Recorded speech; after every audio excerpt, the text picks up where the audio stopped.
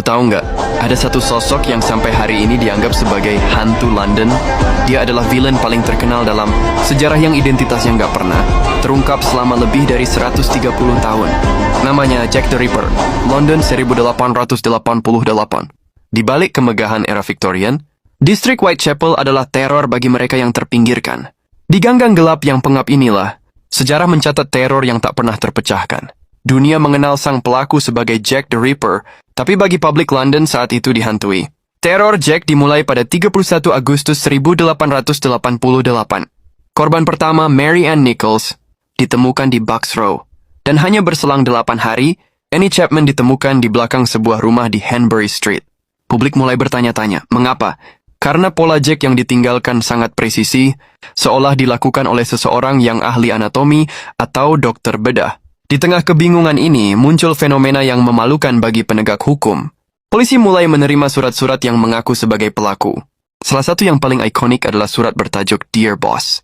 Disinilah nama Jack the Ripper pertama kali lahir. Polisi awalnya menganggap ini hanya parodi atau lelucon media, namun publik melihatnya sebagai kritik telak. Polisi dianggap sedang dipermainkan oleh Jack yang sengaja mengulur waktu. Kritik publik meledak ketika pada tanggal 30 September 1888, Jack melakukan sesuatu yang tak masuk akal. Double event. Dalam satu malam, 2 korban melayang di tempat berbeda. Pertama Elizabeth Stride di Berners Street, dan hanya berjarak 45 menit, Catherine Eddowes ditemukan di Mitre Square. London berubah jadi lautan protes. Polisi dikritik habis-habisan karena mereka sibuk mengejar satu kasus, sementara kasus baru terus muncul di depan hidung mereka. Muncul karikatur di koran-koran yang menggambarkan polisi sebagai orang buta yang sedang mencari hantu.